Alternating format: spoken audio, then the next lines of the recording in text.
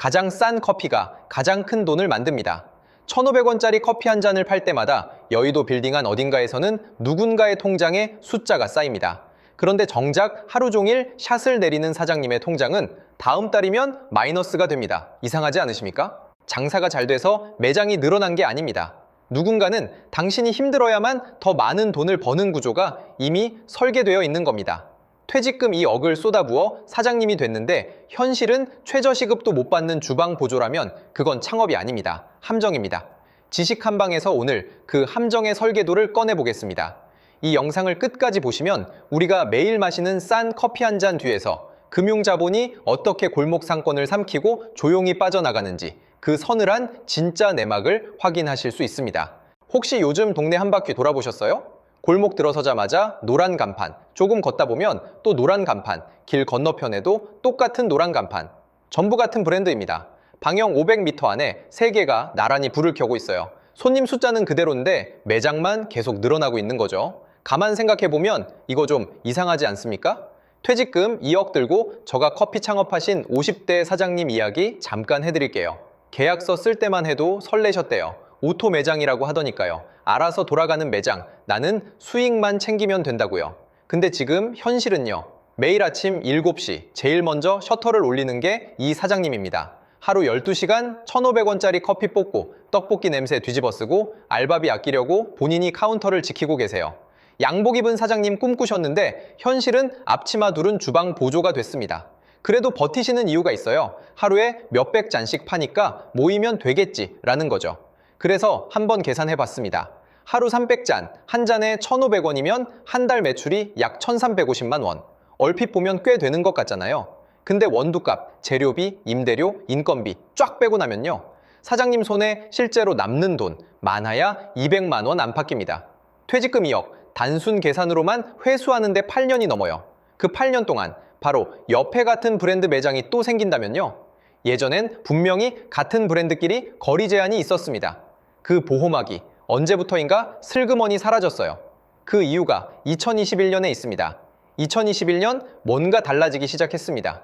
그 해를 기점으로 국내 주요 저가 커피 브랜드들이 줄줄이 여의도 사모펀드의 품으로 넘어갔어요.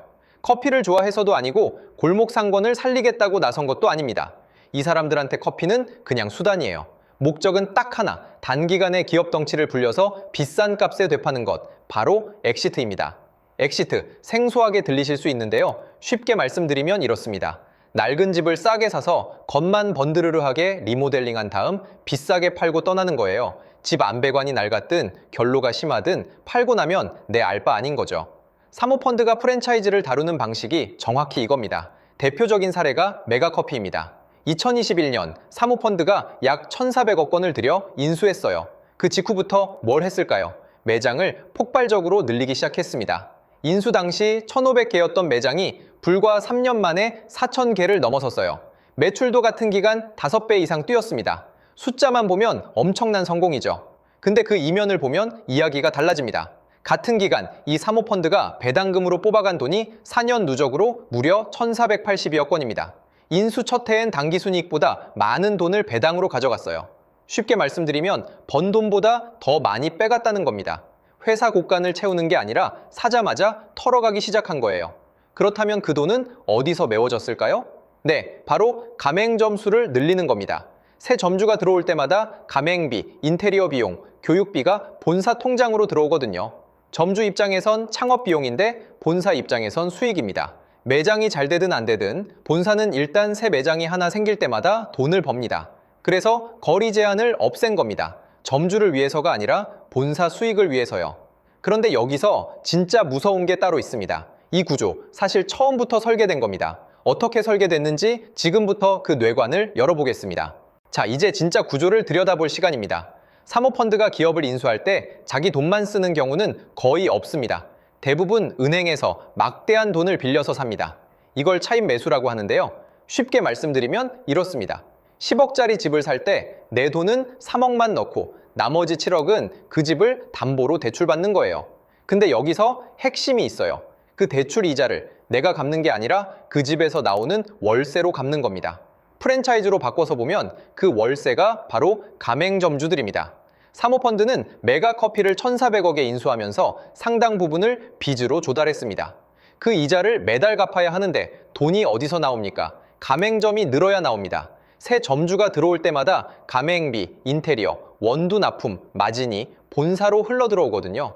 그러니까 점주가 잘 되든 안 되든 일단 매장 수를 늘리는 게 본사한테는 무조건 이득인 구조입니다. 그래서 거리 제한을 없앤 겁니다. 점주를 위한 결정이 아니에요. 이자를 갚기 위한 결정입니다. 근데 여기서 끝이 아닙니다. 사모펀드 입장에서 진짜 목표는 엑시트, 즉 비싸게 파는 겁니다. 그럼 뭘 해야 비싸게 팔 수 있을까요? 숫자를 키워야 합니다. 매장 수, 매출액, 이 두 가지 숫자가 커야 기업 가치가 올라가거든요. 실제로 점주들이 돈을 버는지는 그 계산에 들어가지 않아요. 그러니까 이 구조 안에서 점주는 두 가지 역할을 동시에 하고 있는 겁니다. 본사 이자를 대신 갚아주는 사람, 그리고 기업 몸값을 올려주는 들러리. 퇴직금을 들고 창업한 50대 사장님이 자기도 모르는 사이에 여의도 금융게임의 부품이 되어버린 겁니다. 억울하죠. 근데 더 억울한 게 있습니다. 이 구조가 점주의 일상을 어떻게 바꿔놨는지 숫자로 직접 보여드리겠습니다. 처음 계약서 사인할 때 본사 직원이 이런 말을 했답니다. 요즘 커피만으로는 마진이 부족해서 디저트 메뉴도 함께 운영하시면 훨씬 유리하세요. 달콤한 말이죠. 근데 현실은요, 떡볶이, 핫도그, 추러스, 와플. 메뉴판이 어느새 분식집이 됐습니다. 커피 한 잔 팔자고 창업했는데 어느 날 보니까 기름 튀기고 떡볶이 소스 끓이고 냄새 빠질 새도 없이 조리를 하고 있는 거예요. 알바생 혼자 감당이 안 되니까 결국 사장님이 직접 주방에 들어섭니다. 양복 입은 사장님은 어디 가고 기름때 묻은 앞치마만 남은 겁니다. 그럼 이렇게 고생하면 돈이라도 많이 버냐고요? 한번 실제로 따져볼게요. 한 달 매출 1,350만 원에서 본사에 내는 원두값과 재료비, 여기에 임대료, 알바 인건비, 카드 수수료까지 빼고 나면요, 실제로 사장님 손에 떨어지는 돈 많아야 150만 원에서 200만 원 사이입니다. 최저시급 노동자보다 못 버는 겁니다. 그것도 하루 12시간씩 일하면서요. 근데 여기서 끝이 아닙니다. 본사가 갑자기 연예인 모델을 기용하면서 광고비 60억 중 절반을 점주들한테 분담시킨 사례도 있었어요. 매장 유리에 붙이는 스티커 하나에 30만 원, 매달 추가로 12만 원씩 더 나갔습니다. 점주가 동의한 것도 아니에요. 그냥 고지서가 날아온 겁니다. 내가 낸 퇴직금으로 남의 광고비까지 대주고 있는 거죠. 이쯤 되면 이런 생각이 드시죠? 그냥 때려치우면 되지 않냐고요. 근데 그게 또 쉽지가 않아요. 인테리어 비용에 권리금까지 이미 수천만 원이 매장에 묶여 있거든요. 나오려고 해도 나올 수가 없는 구조입니다. 들어갈 때는 활짝 열려있던 문이 나올 때는 굳게 잠겨 있는 겁니다. 그렇다면 숫자는 어떻게 말하고 있을까요? 실제 데이터를 보시면 더 놀라실 겁니다. 자, 이제 숫자로 직접 보여드리겠습니다. 금융감독원 전자공시 시스템에 공식으로 올라온 자료입니다. 메가커피를 인수한 사모펀드가 4년 동안 배당금으로 뽑아간 돈이 총 1,480억 원입니다. 인수 첫 해엔 그 해 번 돈보다 많은 금액을 배당으로 가져갔어요. 쉽게 말씀드리면 통장 잔고보다 많은 돈을 인출해 간 겁니다. 1,480억 원, 감이 잘 안 오시죠? 웬만한 중소도시 한의 복지 예산을 커피 한 잔으로 4년 만에 현금으로 뽑아간 겁니다. 그 돈의 출처가 어디냐고요?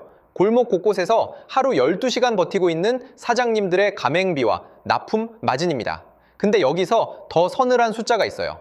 공정거래위원회 가맹 사업 정보를 보면 가맹점 명의 변경 비율이 꾸준히 올라가고 있습니다. 명예 변경이 뭐냐고요? 못 버티고 매장을 넘긴다는 뜻입니다. 한 학급 30명 중에 3명이 1년도 안 돼서 자퇴하는 수준의 이탈률이에요. 교실로 치면 난리가 날 일인데 프랜차이즈 시장에서는 그냥 조용히 넘어갑니다. 그리고 지금 가장 큰 뇌관이 하나 남아 있습니다. 바로 사모펀드의 엑시트 시점입니다. 지금까지는 몸값 올리는 단계였다면 매각이 본격화되는 순간부터는 완전히 다른 국면이 펼쳐집니다. 막대한 웃돈을 주고 경영권을 인수한 새 자본은 본전을 뽑기 위해 가장 먼저 손대는 게 원두 단가입니다. 하루아침에 원두값이 오르고 대대적인 매장 리뉴얼이 강제됩니다. 마진이 이미 바닥난 점주들한테 추가 비용 폭탄이 날아오는 거예요. 버티던 사람도 결국 손을 놓게 됩니다. 한 집이 무너지면 옆집도 흔들리고 그게 도미노처럼 번져나가는 거죠. 이 공식 사실 한국에서 처음 벌어지는 일이 아닙니다. 이미 한 나라가 이 방식으로 무너진 적이 있거든요. 영국 이야기를 잠깐 해드릴게요. 영국에 데버넘스라는 백화점이 있었습니다.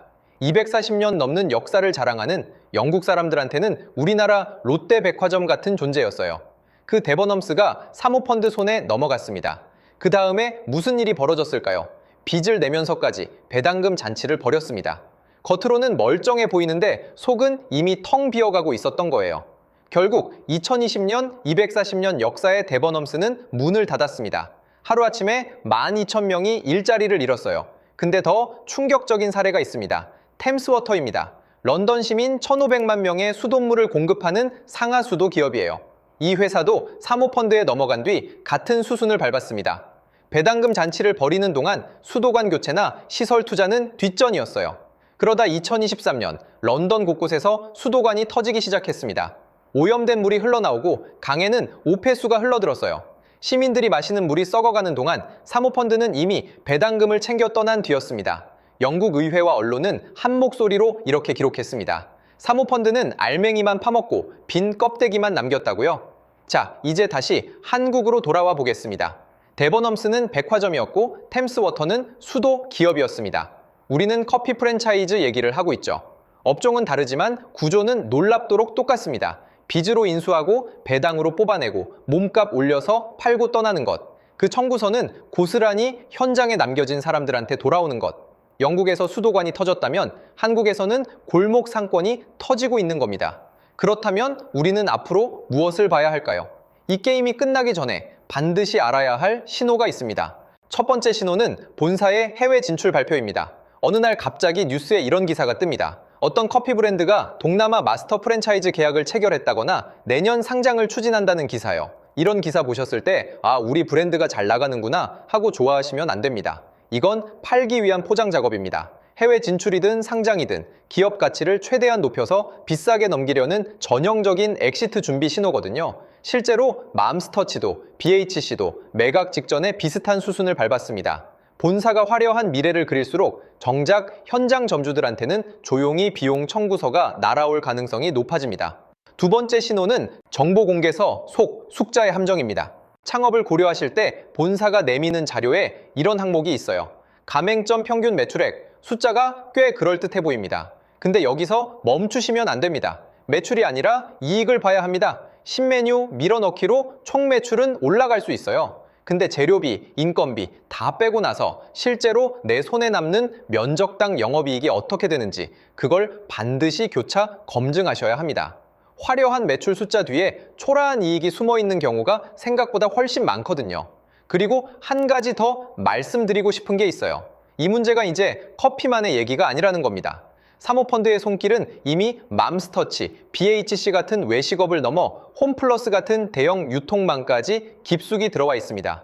우리가 매일 장 보는 마트, 매일 먹는 음식, 그 일상 깊숙한 곳까지 이미 들어와 있는 거예요. 이게 왜 무섭냐고요? 자, 마지막입니다. 자본주의 시장에서 사모펀드의 이윤 추구는 철저히 합법입니다. 그걸 나쁘다고만 할 수는 없어요. 문제는 그 게임의 규칙을 모르는 사람들이 자기도 모르는 사이에 그 판 안에 들어와 있다는 겁니다. 퇴직금 2억을 들고 창업한 50대 사장님은 커피 장사를 하러 들어온 거지 사모펀드 엑시트 게임에 부품이 되러 들어온 게 아니잖아요. 근데 현실은 본인도 모르는 사이에 그 구조 안에서 돌아가고 있는 겁니다. 그리고 이건 이제 커피 얘기만이 아닙니다. 홈플러스를 보십시오. 우리가 장 보러 다니던 그 마트가 사모펀드 손에서 수조 원의 부채를 떠안고 기업회생 절차를 밟았습니다. 맘스터치, BHC, 버거킹, 우리 아이들이 즐겨 먹던 브랜드들도 같은 구조 안에 들어와 있어요. 먹거리와 생필품 시장이 거대 자본의 엑시트 도구로 쓰이기 시작하면 그 끝에 남는 건 뭘까요? 영국에서 봤던 그 장면입니다. 빈 껍데기만 남은 백화점, 터져버린 수도관, 그리고 하루아침에 거리로 나앉은 사람들. 한국이라고 다를 이유가 없습니다. 수천억 원의 돈 잔치가 끝난 자리에 빈 매장만 줄줄이 늘어선 골목을 감당해야 하는 건 결국 우리들입니다. 그 청구서는 여의도로 가지 않습니다. 언제나 골목으로, 우리 동네로 날아옵니다. 오늘 이 영상 하나로 모든 걸 바꿀 수는 없습니다. 근데 적어도 이것 하나는 가져가셨으면 합니다. 화려한 숫자 뒤에 무엇이 있는지, 누가 설계한 판인지 한 번쯤은 뒤집어서 보는 눈. 그게 생겼다면 오늘 지식 한 방은 제 역할을 다한 겁니다. 오늘 영상이 도움이 되셨다면 구독과 좋아요 부탁드립니다. 그리고 혹시 주변에 창업을 고민하시는 분이 계시다면 이 영상 한 번만 같이 봐주세요. 그게 진짜 도움이 될 수 있습니다. 다음 영상에서 뵙겠습니다. 감사합니다.